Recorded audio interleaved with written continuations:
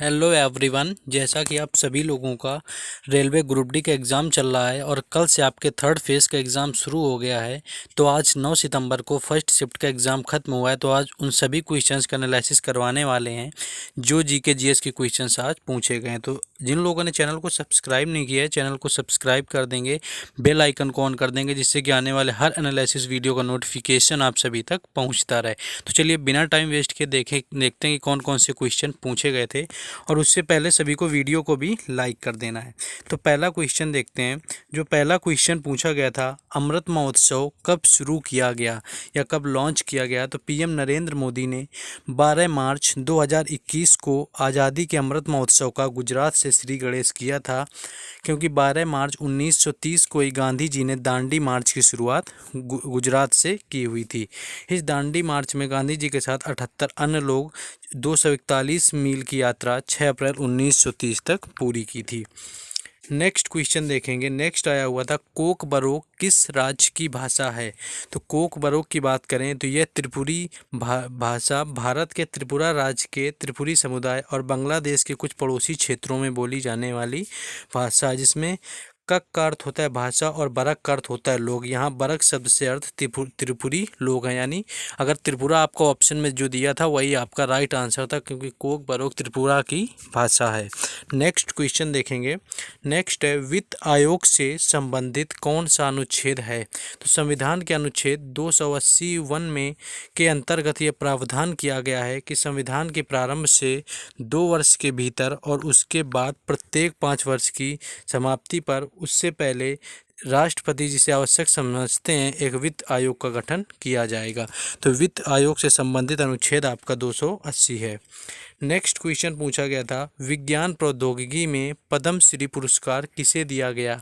अगर पद्म श्री पुरस्कार की बात करें 2022 का विज्ञान प्रौद्योगिकी में, तो सम्मान पाने वाली सूची में विज्ञान और इंजीनियर के क्षेत्र में इस साल पहला नाम है कर्नाटक के सुबन्ना अयप्पन का।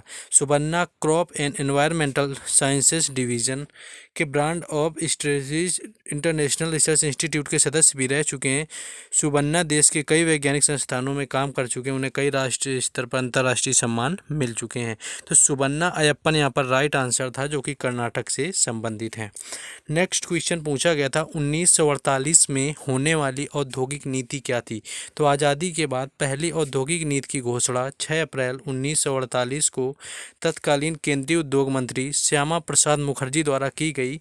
इस नीति में भारत में मिश्रित और नियंत्रित अर्थव्यवस्था के लिए एक आधार की स्थापना की थी। नई औद्योगिक नीति के प्रारंभ होने से पहले भारतीय अर्थव्यवस्था 3.5 को हिंदू वृद्धि दर में उलझ गई थी। नेक्स्ट क्वेश्चन देखेंगे। नेक्स्ट पूछा गया था, आवर्त सारणी में बाएं से दाएं जाते हुए धात्विक गुण में क्या फर्क पड़ता है? तो आवर्त सारणी में तथ्यों का धात्विक गुण आवर्त सारणी में बाएं से दाएं जाने पर घटता है और वर्ग में नीचे जाने पर बढ़ता है। तो जैसे ही आप बाएं से दाएं जाते हैं आवर्त सारणी में धात्विक गुण घटने लगता है और वर्ग में नीचे जाने पर बढ़ने लगता है। तो ये आपको याद रखना है। नेक्स्ट क्वेश्चन पूछा गया था, कार्बोहाइड्रेट का पाचन कहाँ पर होता है? तो मुख गुहा में इसका राइट आंसर था। कार्बोहाइड्रेट का पाचन मुख से शुरू होता है। लारी एमाइलेज एवं टाइलेम एंजाइम स्टार्च को पूर्णतया उदासीन या हल्के क्षारीय माध्यम में माल्टोज, आइसोमाल्टोज और डायरेक्टिसिन में तोड़ता है। स्टार्च का लगभग 30% मुंह में ही जल अपघटित हो जाता है। नेक्स्ट क्वेश्चन देखेंगे। नेक्स्ट पूछा गया था, ब्लीचिंग पाउडर का उपयोग किस किस में किया जाता है? तो ब्लीचिंग पाउडर का उपयोग कथन की तरह यह क्वेश्चन दिया हुआ था आप सभी का। तो इसका प्रयोग अभिकर्मक के रूप में ही होता है, अन्यथा ब्लीचिंग पाउडर एक रासायनिक पदार्थ है जिसका फॉर्मूला CaOCl, Cl का रासायनिक नाम कैल्शियम हाइपोक्लोराइट। हम सभी जानते हैं कि ब्लीचिंग पाउडर का उपयोग सफाई एजेंट के रूप में किया जाता है।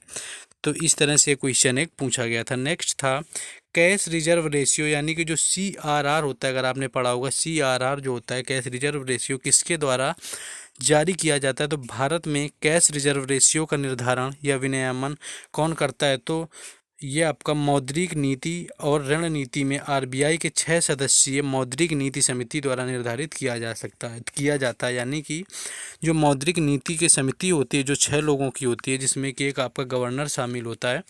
तो इस मिलकर ही कैश रिजर्व रेशियो को ये लोग निर्धारित करते हैं आपस में। नेक्स्ट एक क्वेश्चन था कि 2022 में तंबाकू की जो पैकेजिंग को लेकर एक बयान दिया गया है कि तंबाकू के पैकेजिंग में पहले जिस तरह लिखा रहता था कि तंबाकू मतलब दर्दनाक मौत, उसे अब बदलकर लोगो बदल दिया गया है। तो वो कब से अब शुरू किया जाएगा, 2022 में आपका कब से लागू होगा? तो नियम 2008 में संशोधन करके 21 जुलाई को जारी किए गए आदेशानुसार सभी उत्पाद पैक के लिए नई स्वास्थ्य चेतावनी जारी की गई है। संशोधित नियम 1 दिसंबर 2022 से लागू होगा। तो 1 दिसंबर 2022 यहाँ पर राइट आंसर होगा।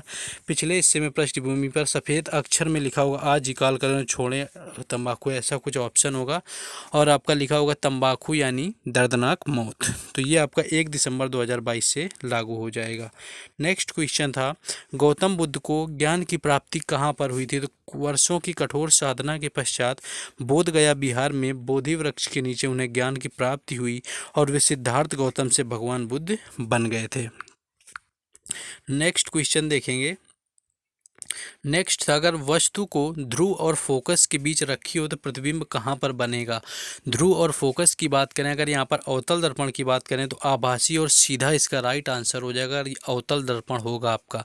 और इसी जगह अगर ये उत्तल दर्पण है तो ये आपका काल्पनिक या सॉरी वास्तविक, और उल्टा यहाँ पर राइट आंसर हो जाएगा।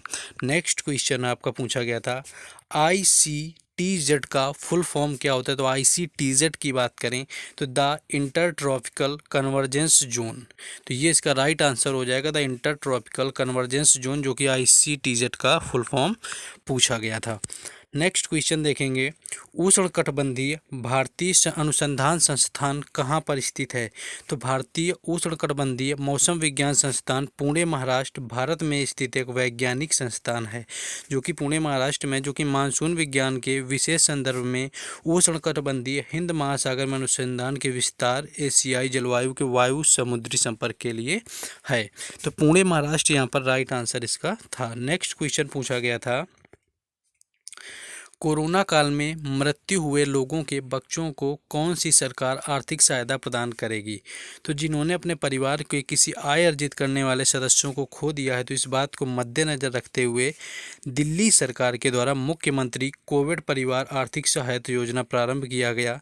इस योजना के माध्यम से दिल्ली के उन नागरिकों को आर्थिक सहायता प्रदान की जाएगी जिनकी किसी धन अर्जित करने वाले व्यक्ति की कोरोना काल में मृत्यु हुई है। तो इस योजना की बात करें तो मुख्यमंत्री कोविड परिवार आर्थिक सहायता योजना इसका नाम, और दिल्ली के सरकार यानी मुख्यमंत्री केजरीवाल के द्वारा शुरू की गई थी।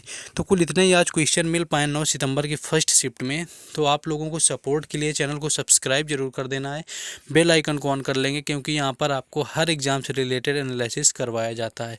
और वीडियो को तो लाइक अगर नहीं किया तो लाइक कर देंगे आप लोग। फिर मिलेंगे सेकेंड शिफ्ट के एनालिसिस में। जय हिंद।